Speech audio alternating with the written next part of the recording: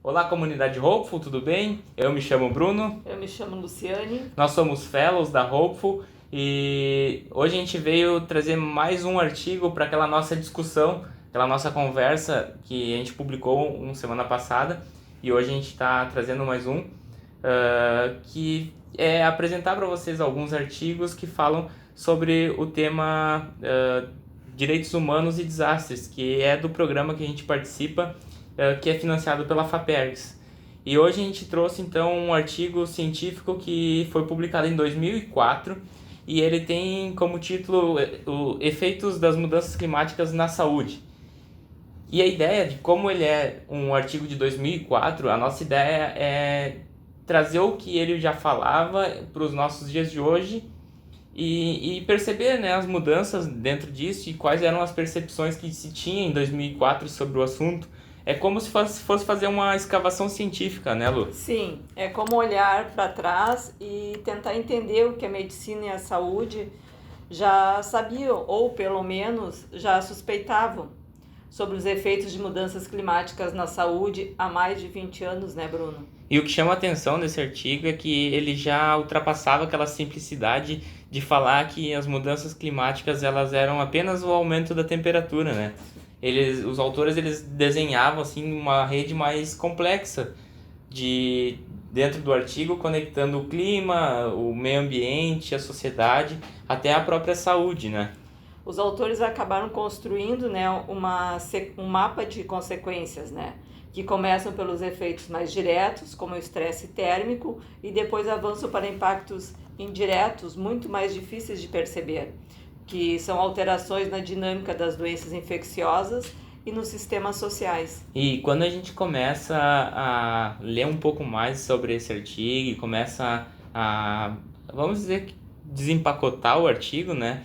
O primeiro tema que aparece é o calor. Só que ele não aparece por nada, né? Ele aparece com alguns exemplos que são muito concretos, né?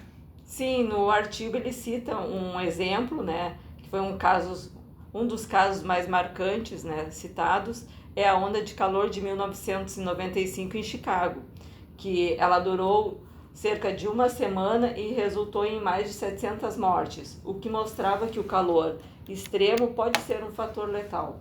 E os autores, então, eles utilizam um conceito que na época era novo para explicar um pouco mais sobre esses impactos nas cidades, que era o conceito de ilha de calor urbana.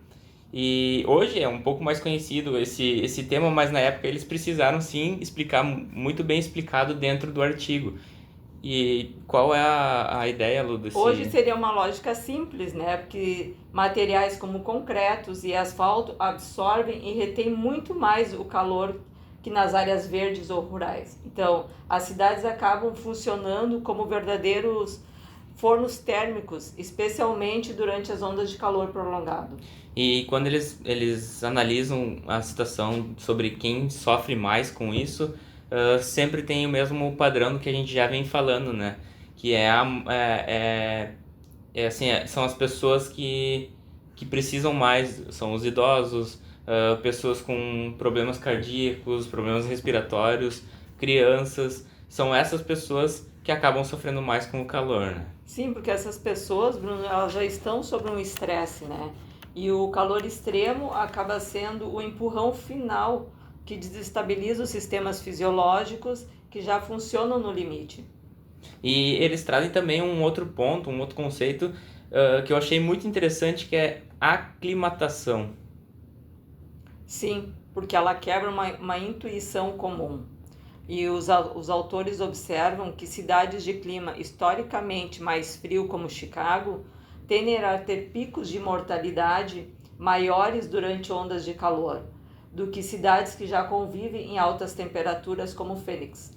E isso parece um pouco contraditório até, né, quando a gente Sim. fala, mas a explicação ela faz muito mais sentido quando se pensa sobre uma adaptação fisiológica e chega até a ser comportamental, né, essa adaptação. Sim, porque as populações acostumadas ao calor extremo têm rotinas, construções, hábitos e infraestruturas mais adaptadas. E já quando o calor extremo chega de forma inesperada, o choque é muito maior, né? Isso a gente vê até no nosso Rio Grande do Sul, né? Isso, e então, porque não é só o calor que mata, mas é o calor que chega de repente, né? O Sim. inesperado, porque aí a gente não tá, a cidade não tá preparada Não. para receber esse calor, né? E o artigo traz também projeções olhando hoje, que são até assustadoras, né, Bruno?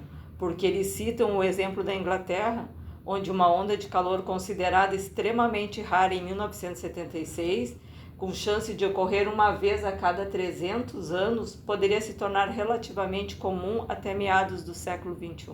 E pelo que os autores escreveram, eles já estavam atentos não só no aumento da temperatura, mas também à intensidade dos eventos adversos que já estão acontecendo com mais frequência, né?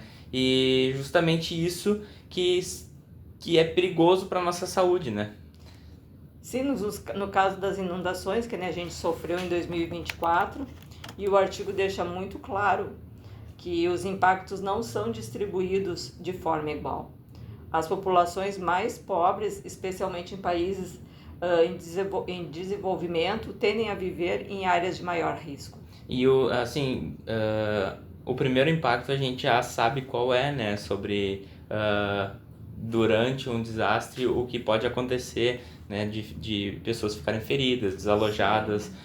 Mas depois disso tem uma consequência maior, que é o aumento de doenças, né? Doenças diarreicas, contaminação pela água, infecção respiratória, que pode ser causada até pela superlotação dentro de um abrigo, né? Sim, esse é um aspecto que muitas vezes inviabilizado é o impacto sobre a saúde mental, né? E a gente viu isso na inundação de 2024, por perder a casa, os pertences e viver em situações de incerteza, gera uma grande ansiedade, depressão e sofrimento psicológico prolongado. E num outro extremo, né, o que os autores trazem, tem a seca, que ela atua de forma mais silenciosa, né? Ela vem ao longo do tempo afetando a população. Começa com dias bonitos, né? Dias de sol, e aí acaba sendo uma seca que acaba também é um evento extremo, né? E ela compromete a nossa agricultura, a nossa alimentação, o que, né, deixa indisponível os alimentos e leva então até a desnutrição, o que faz então afetar as práticas básicas de higiene. Sim. Também, né, de tomar banho, água potável também fica mais escasso. Então tudo acaba levando à nossa saúde, né? Com certeza. E o artigo dedica uma atenção especial ao fenômeno El Niño, porque justamente por ele ilustrar como a variabilidade climática já tem impactos globais bem documentados sobre isso.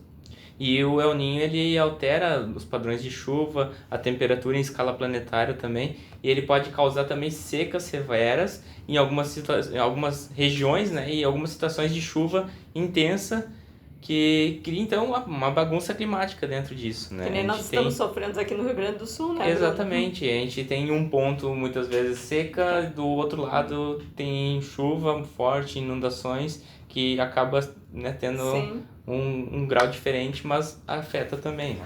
Essa relação é mais consistente, apontada no artigo, entre os eventos de El Niño e o aumento de epidemias de malária, dengue e chikungunya. E sabe, Lu, que eu fui ler um pouco mais, e uma curiosidade interessante que eu vou trazer aqui, que está fora do artigo, mas que eu fui procurar mais, é o conceito de El Niño. Sabe de onde vem? Não. Não? Os pescadores do Peru recebem todo ano, no final do ano, perto do Natal, uma onda de água quente, né? Nos rios a água fica mais quente, e é esse o efeito do El Niño. Só que como vem na época perto do Natal, ficou El Niño por conta do menino Jesus. Eles deram o nome de El Niño Jesus. É o Niño Jesus. É o Niño Jesus. Mas tirando as brincadeiras, a gente tá falando sério aqui sobre isso. Vamos voltar pro assunto, né, Lu? Porque essas alterações do El Niño, elas criam algumas condições que são ideais para proliferar outras doenças, né? Sim. Que estão relacionadas aos mosquitos. o que transforma então a região que antes então era pouco favorável muitas vezes em grandes áreas de reprodução. E a gente teve o nosso exemplo aqui o ano passado de surto de dengue aqui na nossa cidade, né, em Porto Alegre. Sim. Que foi por conta disso também, né? Teve um aumento de temperatura, os mosquitos se proliferaram e então acabou acontecendo todo E o com problema de isso dengue, também né? em outras regiões tem a malária, né? A cólera. Então, um exemplo citado no artigo é o fortalecimento das relações entre o El Niño e surtos de cólera em Bangladesh, que foi na segunda metade do século XX, né, Bruno?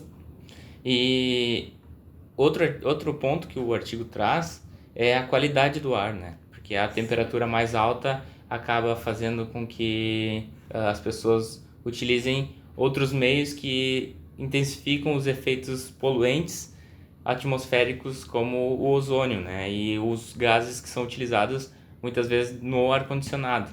Isso tudo a gente tem também no nosso curso sobre mudanças climáticas, Sim. que está lá no nosso canal, tv.rolfo, se quiserem assistir. Mas voltando de novo ao assunto. E outro ponto que o artigo cita são os incêndios florestais na Flórida em 1998, que após a fumaça se espalhar, houve um aumento expressivo nas visitas de emergências hospitalares por asma e bronquite.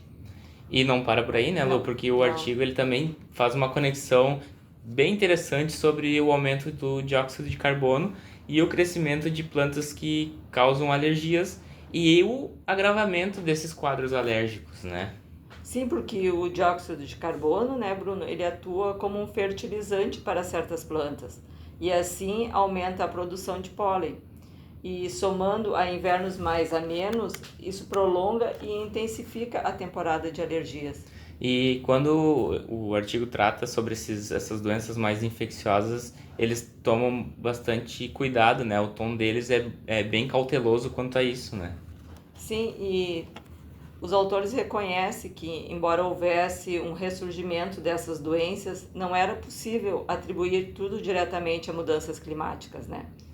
Outros fatores também estavam em jogo, como desmatamento, aumento de viagens e falhas no sistema de saúde. E fica claro isso no caso da malária, como a gente estava Sim, falando antes, da né? dengue também, né, Porque Bruno, que surgiu de uma hora para outra. exatamente, porque os modelos disponíveis na época, né, eles apresentaram um resultado que era distinto. E mostrou então que a ciência ela trabalha com incertezas também e muitas outros tipos de abordagem, né? Sim, e havia um consenso importante, né, Bruno, porque o risco poderia não se espalhar tanto para novas áreas, mas se intensificar e durar mais tempo onde a doença já existia. E quando a gente junta todos os elementos, fica claro então que a mudança climática ela nunca foi só uma questão ambiental. Novamente, a gente sempre fala isso, né? A mudança climática não é só uma questão ambiental. Ela sempre foi e continua sendo um enorme desafio para a saúde pública. Bom, o artigo ele termina então defendendo que o princípio da precaução e a necessidade de mitigação, como a redução de emissões dos gases de efeito estufa, a eficiência energética, a transição para as fontes renováveis, né? Sim. E também destaca, né, Bruno, o papel dos profissionais da saúde como educadores e agentes ativos na formulação de políticas públicas. E olhando assim para o artigo hoje, fica a pergunta, né? Como que a gente pode evitar o que está deixando isso se agravar? É uma pergunta que eu fiquei me questionando quando eu li o artigo, né? Sobre como a gente vai conseguir evitar tudo isso que está se agravando, porque desde 2004 a gente vem falando sobre isso, né? Artigos vêm falando sobre isso. Esse é o exemplo de 2004, né? E até hoje só se agravou, não teve uma resposta a menos, né? E aí vai uma nova pergunta, Bruno. E quais novas conexões entre clima e saúde ainda estamos descobrindo? Exatamente, isso fica uma pergunta para quem está assistindo, quem está escutando também, fica esse questionamento, essa reflexão e espero que gostem do nosso papo e a gente vem para mais com outros artigos e acompanhem tudo lá na tv.hopeful. Obrigado por nos acompanharem. Muito obrigado.